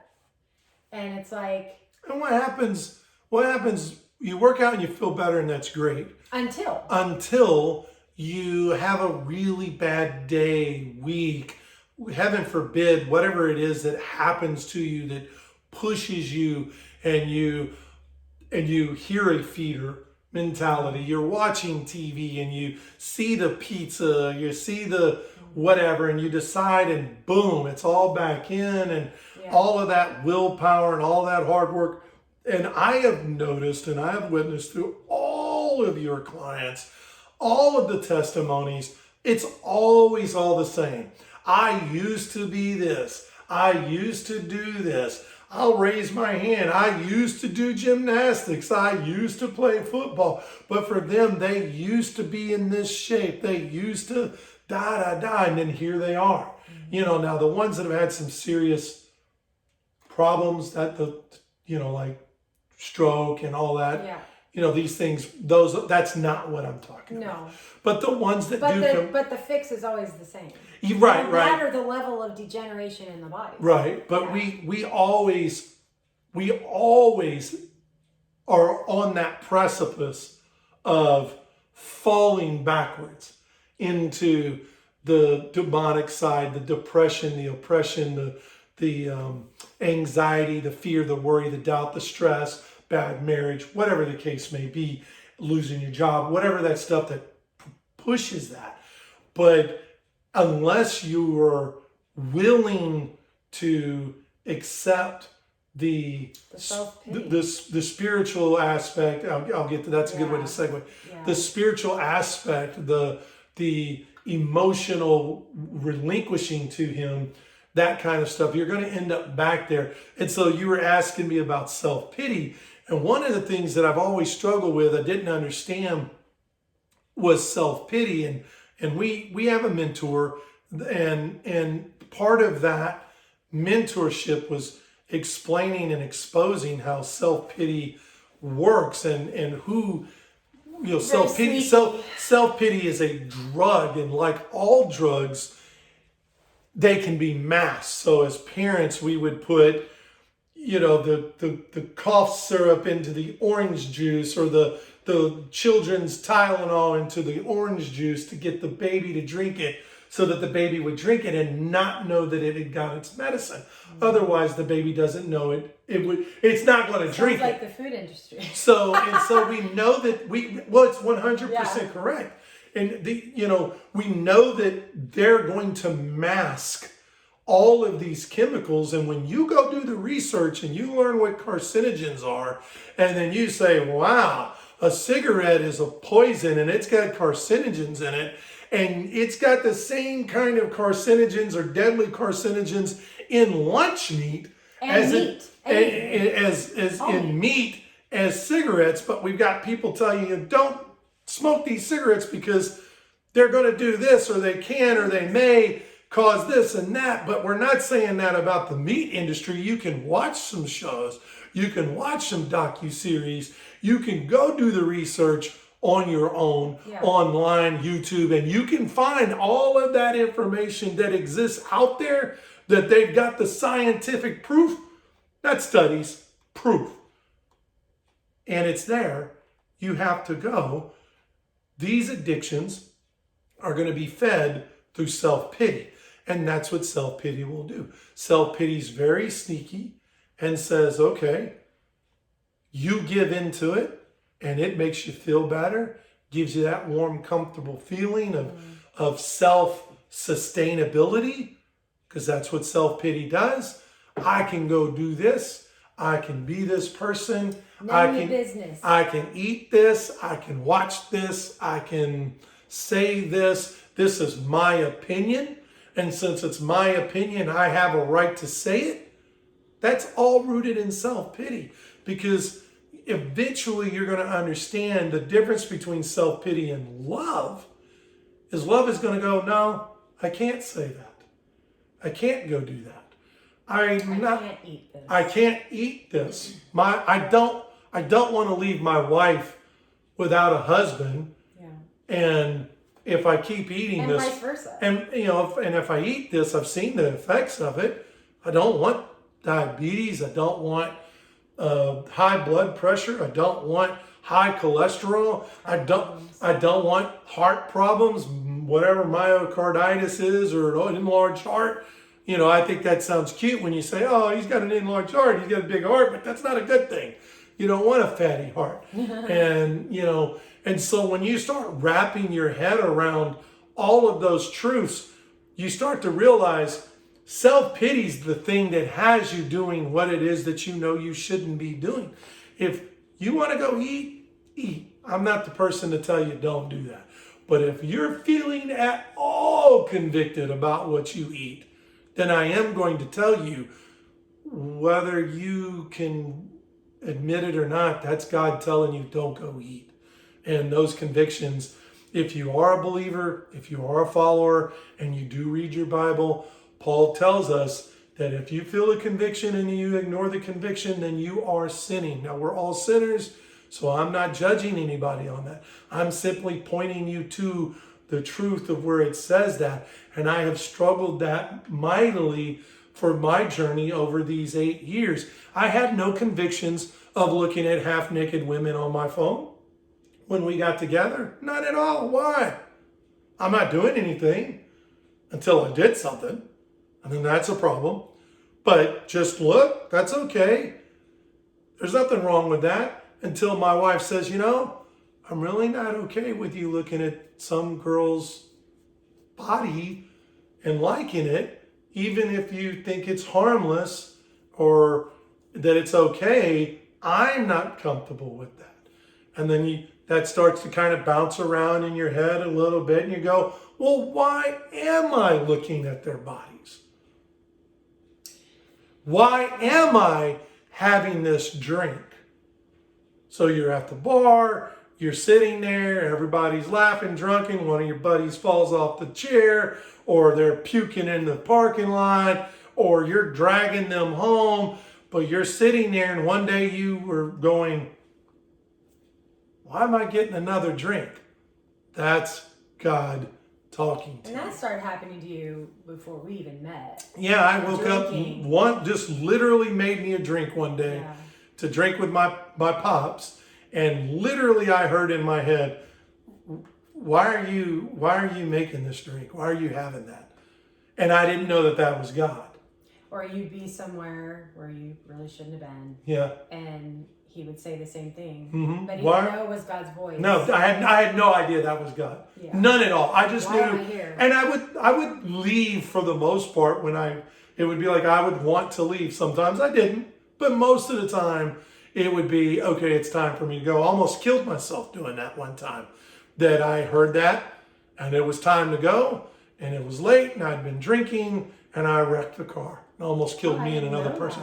That. Yeah, that's the story of the coming back from the casino. And just so you know, like, he's being very transparent. We're not telling everything and telling all, but in my own transparency, this is a long video if you're still with us. Yeah. In my own transparency, look, I've had my own journey. Severe depression, tried to kill myself twice, on every drug and medication known to man for mental issues, which wasn't even real. The mental issues were real, but the diagnoses aren't real. The problem is a heart condition with God. The problem is physical, hormonal. You don't take into account the way God designed the body, and the body is designed a specific way for a reason. And when that gets backed up, when the lymphatic system gets backed up, it affects you. It affects your brain. It affects everything. Oh my gosh, I just had this thought. So you give me a second. You're talking about the body getting backed up, and we know that the body is a filtration system. Even I think the basic Parts stuff. of the body. Well, I mean, but we know that the heart is pumping blood to get to the body. We got things trying to clean the blood. We got things cleaning our body because it's getting rid of stuff. But then you talk about being backed up, and please don't lose your place. But you talk about being backed up, and you're talking about food and what we eat can back us up. Who's ever been constipated? Who's ever struggled with that kind of stuff because of what they're eating? All the cheese or all this or all that. And, when you start to try to understand that it's backing you up, it's clogging you, it's blocking your physical process, your mental process, yes, emotional, yeah, physical, and that's really, I get sad now when I hear people struggle with mental health. It's a very real thing. Oh yeah, it's very real. Absolutely. Even me. But at the end of the day, I know the truth now, and the truth is that spirit, soul, and body, mind, it's all connected. And if you're not taking care of your temple, you're going to have mental issues. You're going to have problems. If you're not taking care of your body, if you're not taking care of your spirit, you're going to have body issues. You're going to have, it goes hand in hand. And when there's just, the problem is so many people don't want to look at the entire picture. I used to be an alcoholic. I never did drugs. Alcohol's a drug, but I never did drugs. other than prescribed medications. I regret entirely all the medications that I ever got on.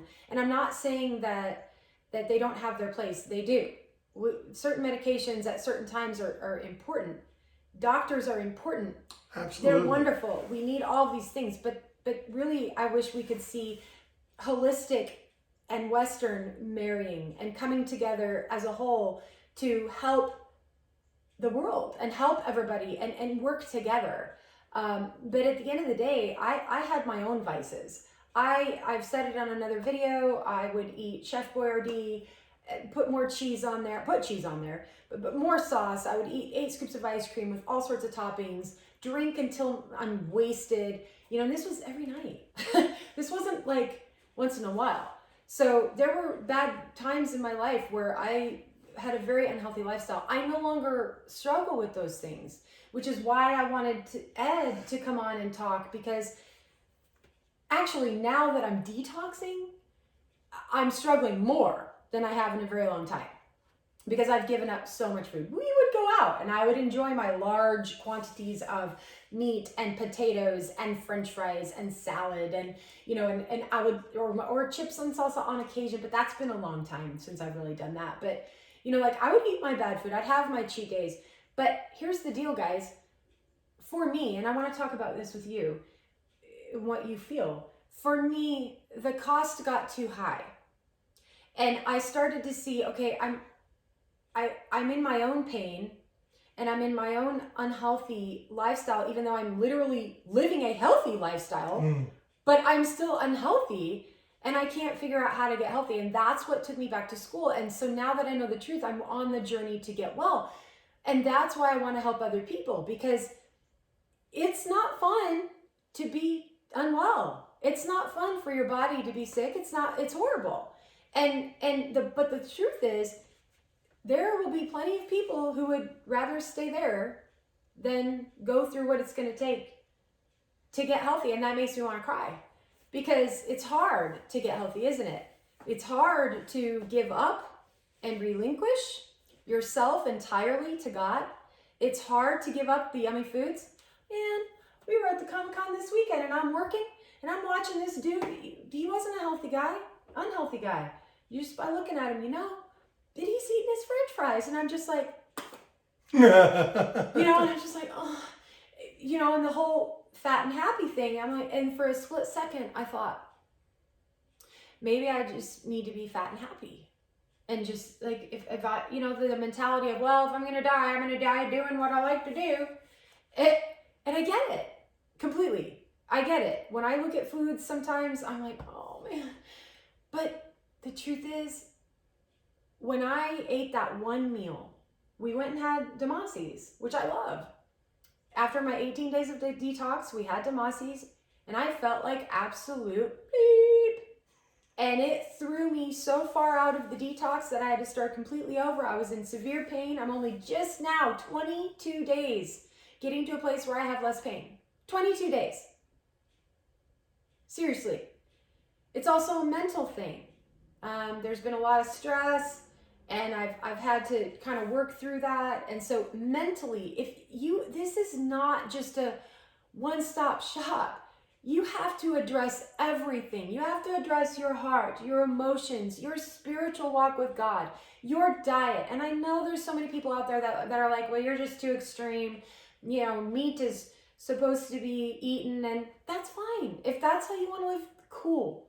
But I'm educating people to understand that it ain't like back in Jesus' days, okay? Back when Jesus was alive, you got fish fresh from the sea or fresh from the lake, and there wasn't all the toxins. You were eating meat killed that day. Yeah, like not there wasn't 3 weeks later or there a month later. The animals weren't being fed dead animals, which, by the way, animals aren't even meant to be fed animals. They're only meant to be fed grains, and you know. So you are eating what the animal eats. You are eating whatever metabolic issues that animal has. Okay, and when you put that into perspective, it kind of changes things. Well, let's put it this way. It's a business. The more meat I have to sell, The more product I have to sell, the more money I make.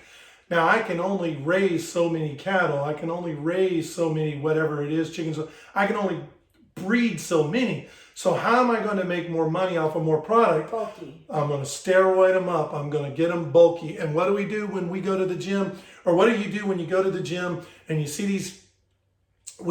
We're doing the same thing. We're doing proteins. We're doing steroids. We're doing hormone injections. We're doing all this stuff to get bigger, stronger, and whatever. Well, they're doing the same thing to the animals. Exactly. They're pumping them up, and then you're going to consume it. No matter what you think, you're going to consume it, and your body's It doesn't cook out. Yeah, it doesn't cook out. It's not a germ that's cooking out, and your body is going to consume it. It just is what it is, and that's everything that you eat. You're eating the Pop-Tarts, you're eating the donuts. Your body is going to consume all of that. It's not just the sugar. Most people, let me stay away from sugar. Let me stay away from sugar. You're probably better off just grabbing pure cane sugar and licking it off the plate than you are eating that donut. Don't do that. Don't do that. Yeah. But I'm just saying that you probably are. When people talk about meat and poultry and fish and stuff, raise your own. Do whatever. Eat whatever. It's your convictions. Yes. But this is about a bigger picture beyond that. Yes, and that's kind of, I want to talk about that with you. Like, what made you finally decide? I know I'm part of it. A big part. But for you, what made you finally? Well, that's where we talk about the red pill. And you take the pill and you watch the Matrix. You watch the Matrix and you talk about the pill. And once you have the pill, you can't get back in. It's just like you'd have to lie to yourself to get back in, and I'm just not okay with diving back in. I listen to the school, and listen to my revelations. I'm living through your revelations. Yeah. But it's not only that.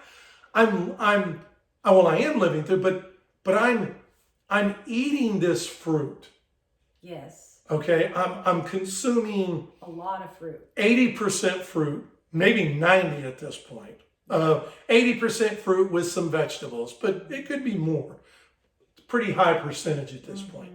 And the difference is chemically changing and altering my mindset, my brain, my body, and I can feel the change. Your frequency. My spirit to my frequency without being a kook. I spend my time in my Bible.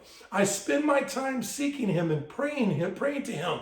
And I know there's people out there that probably do it 4 or 5 hours a day. It's their life. Go for it. Amazing. That's awesome. For me, I try to get in, and when I can get it in, and I try to pray throughout the day, and I'm just trying to understand who my identity is in Him. But I cannot deny it's all married. If I just want to use the logical side of my brain, I can no longer take the blue pill and say, wow, this isn't going to hurt me. This isn't going to hurt me. Why on earth would I want to drink cow's milk? Why on earth? Or a soda. Or a soda. Why on earth would I want to drink something that literally could disintegrate a nail? Why on earth would I want to eat something on a consistent, regular basis that I know is pumped full of something that is regarded as a killing chemical on equivalent to pesticide, ant killer, cigarette, like carcinogens, right? Like just go look it up. Like in my mind, you're saying what has been that becomes the biggest thing. I'm overweight. I've struggled emotionally for years, and I want to be better. I want to be who I'm really called to be. You go to the gym, it's so crazy. You're going to the gym, you're trying to eat healthier, you're going to the gym so that you can be a better version and the best version of yourself, yet you're not actually getting all the way there. Right. You're not getting all the way there. It's fine. Go to the gym. Eat better. You're talking spiritually. Yeah, you're not dealing with the entire person. You're making the steps. Yeah. But you're not going all the way in. Physical steps. That's just the physical part of it. But you're not going all the way in. Right. You're not going all the way down the rabbit hole. You're kind of going, okay, you're kind of lukewarm. You're going, you're kind of going, I want to look good and I want to feel good. Oh. Love these. That's okay.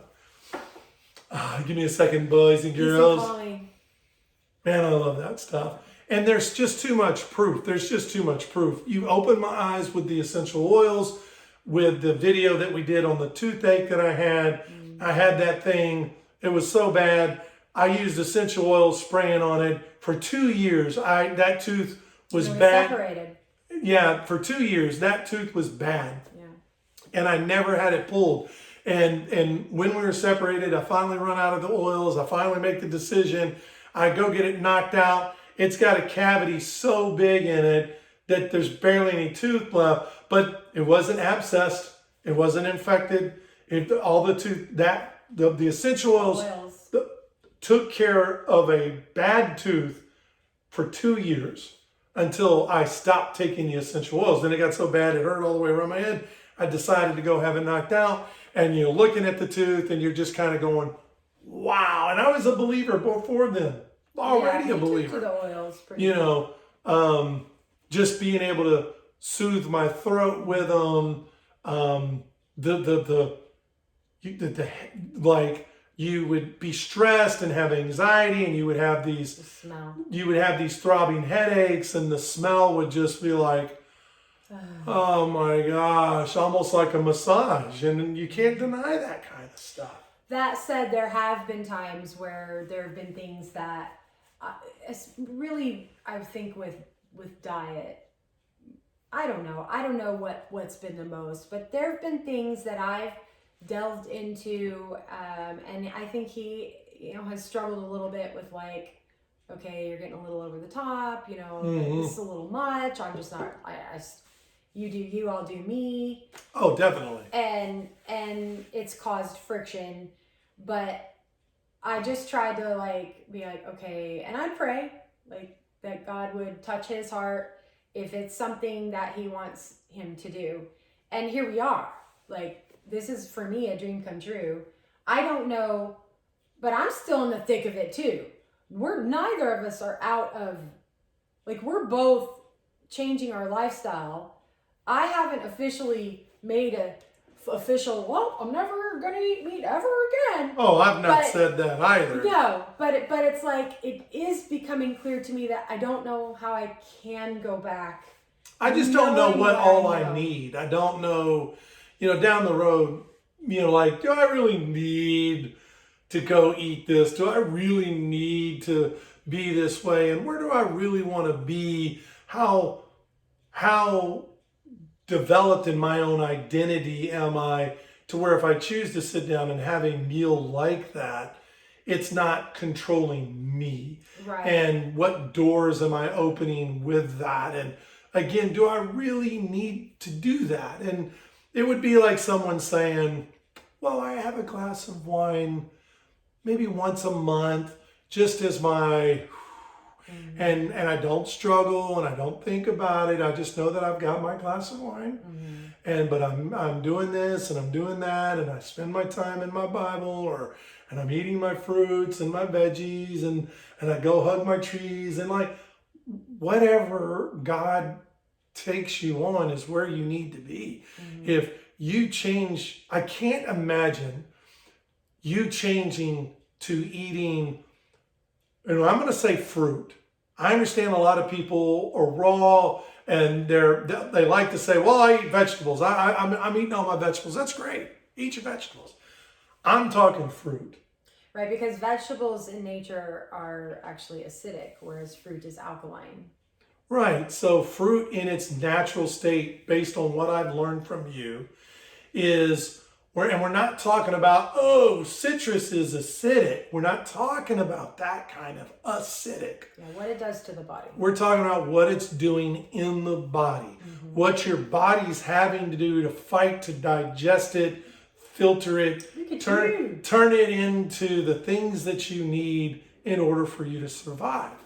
And I can't imagine somebody choosing to eat fruit on a consistent, to the level we are, right, on a consistent daily, and they say, okay, I'm gonna increase my food intake by twice as much, my fruit intake, and it not affect your state of mind and mind, your body, your spirit. Like, I just can't imagine your mental dexterity or mental awareness or just overall health. And I know these are huge claims, but I'm like, when you experience it, it's kind of easy to say it, because like, we're interested to see tomorrow's bowling, and he's gonna eat. Oh, are you gonna eat a sandwich? I don't know. I don't think beans. so. Yeah. So I'm not eating any beans. I'm not eating any protein. Okay. And I no longer believe that the body needs protein. The body does need amino acids. That's different. They're not the same. But he is either going to eat a sandwich or he's going to eat beans. Just to test to see where I feel during the evening. Like, if he eats the beans, does he perform better? Right. Bowling. Things like that. So we're just doing these experiments. And that's what I've done with my body too. I'm doing experiments as well.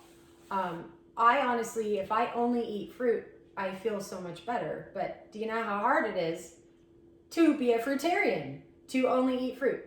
Very few people can live on that type of food forever. But it's doable, and people do it. And I would prefer to do that. And I hope that someday I will be that. But I'm still like, oh, I want my veggies, I want my salad, I want, And if people, like, when people are dealing with detoxification and they start getting too skinny, you'll be like, hey, go eat a salad. You need to eat some greens to get some muscle built back up. So, that's why I'm doing this coaching, because it's helping people to work through those things. Also, life and health coaching people to help them to be able to get off the bad food, because that's the first step. You can't detoxify unless you get off the bad food. It's just not going to happen. Even mentally, detoxification needs you to eat better so that you can mentally, spiritually, and emotionally be in a better place. I am living proof of that. He's proof of that. Our marriage has gotten better. We still have tiffs, but our marriage has gotten significantly better in the past 2 weeks than it's maybe ever been. Yeah, I agree. Because we don't have the bad crap. I mean, there was 2 weeks about 6 years ago, but no. Yeah, I don't even remember that. But no, I mean, honestly, like, we're noticing this frequency change, and that we're being kinder and softer and more caring, and like, you're in a higher frequency, and you're even more connected to God, and you hear better. It's a big deal. So, is there anything else that you want to say? I mean, it's almost been 2 hours, but yeah, if anybody's still watching, yeah, thank you guys so much for being with us, for being fans. We encourage you. We're not perfect. We don't have it all figured out as far as anything. Yeah, but we are experts in our own way of our own things. Yeah. Yeah, I mean, I'm just going to say, yes, I was just going to say, we're not experts in what it is that you're going through versus what we're going through. Zane is a coach. She's a trainer. She's gone through the schools and is continuing to get more school.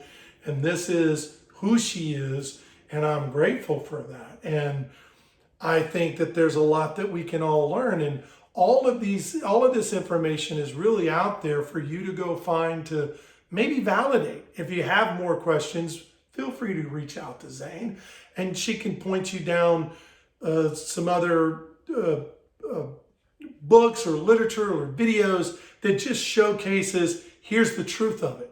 Here's the real Well, truth. ultimately, if you're looking for coaching, reach out to me. I'm not giving things away for free, obviously, all the time. But if you're wanting to do your own research, first you can start with documents or Docu-series. like documentaries on What the Prime, Health, Netflix, diet fiction. what was it? Forks Over Knives. I immediately have all my clients watch Forks Over Knives. Those are That's a things good that you one. can easily go and watch and learn a lot, okay? The schooling and the things that I'm giving to my clients, that's deeper. That's going in deeper. The education I'm giving them, that's going in deeper. But if you just want to start to delve into some of this stuff, go watch the documentaries that are on Prime and Netflix that, you really start to open your eyes to things. You can look, there are tons of bodybuilders that spent their life bodybuilding and they took so much protein into their body that they're now struggling with severe arthritis, rheumatoid arthritis. Some of them have literally blown out their rectums, literally. They have heart issues, all sorts of things because of so much protein intake. And unfortunately, then they find, oh my gosh, I harmed my body to the point where now I'm sick. Yet they're these buff individuals. And I will tell you this, I'm starting to lose my protein muscle. I didn't have a ton of muscle because of the degeneration in my own body. It's always been a struggle for me, but I truly know that once I get healthier and healthier, I'm going to be able to build more proper muscle. I can tell in my workouts that I'm able to work out differently. I'm not lifting as much weight. I think with the protein muscle, I was able to lift more weight, but I was in severe pain all the time. I never recovered from my workouts. I would stretch and stretch and stretch. I would roll, I would stretch, and I could never get loose. I could never feel anything but tight and pain. Now when I work out, I don't lift as much weight. My muscles still work, but they're not lifting as much weight. But my recovery time is so much better. So that's the difference between protein muscle and, fruit and vegetable muscle. And it's a big difference and it's a big deal. So if you just start being your own advocate and taking your own body seriously, like Ed is doing, and I've been doing for a long time, but ultimately you are the only person that can make this work. And I don't care how much money you pay me to coach you. At the end of the day, it's not going to happen unless you decide and commit. And first you have to commit to God. Because if we don't commit to God, we're never going to commit to ourselves or anybody else. So we have to relinquish ourselves enough to commit to God and commit to self, to love yourself in a selfless way, not in a selfish, egotistical way, in a selfless way, and love God in a way to say, you know what, you gave me this wonderful temple, and I need to appreciate that and genuinely take care of it because it's a gift. Our body is a gift from God. Every aspect of our life is a gift from God. And it's easy, when life gets stressful to say, well, life sucks. And sometimes it does. But it's going to suck more if you don't take care of your temple. If you don't take care of your mind, spirit, your soul, your body, it's going to suck worse. So I encourage you, there's a lot of information out there and it can be very confusing. And for me, that's why I started to do what I do.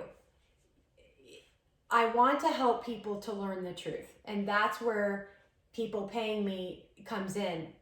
But I'm giving plenty of free information where your body is either alkaline or acidic. There's really no in between. And if we need both. You need acids in the world and you need alkaline. But you start to realize, you go everywhere and you start to see that there's acidity in the world and it's too acidic. Like I can now see things that are really acidic that I didn't used to think were acidic. Or things I did see were acidic, but I didn't understand what it was. You're going to start to open yourself up to that when you start to clean up your diet and you start to clean up your spirit and your mind and your soul. You start to realize that there's so much more to this life than just life as we live it. When you go deeper into your spiritual walk and you get closer to God and you open yourself up to things that you never saw before, you're going to see life in a different way. And we're very imperfect and we have a long way to go. But the bottom line is, whether you choose to give up foods that you shouldn't be eating or not, I just challenge you to pray about what I'm teaching. If you think I'm full of crap because I say that meat is bad for you, that's fine. That's perfectly fine. Go on eating your meat and eat some for me because I love it and I miss it. But at the end of the day, it doesn't change the facts. It doesn't change that it's the proof's in the pudding. The proof is in what we're giving you as a testimony, but also in the science behind it. You know, you have alkaline or acidity, and you're going to be one or the other, and acidity will always win, always. So if you give your gut acidic foods, then it's going to travel throughout your body, and eventually it starts to literally eat you up, and it starts to degenerate your cells. It starts to degenerate your organs, and it putrefies you, and before you know it, you're a cesspool of yuck, and your little cells can't poop anymore.